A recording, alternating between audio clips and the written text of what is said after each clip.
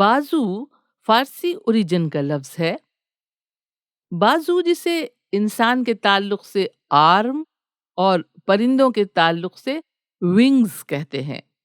بازو یعنی آرمز یا ونگز۔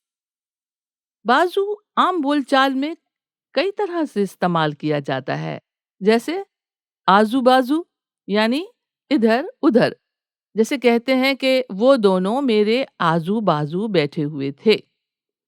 اور بازو شل ہو جانا یعنی تھک جانا۔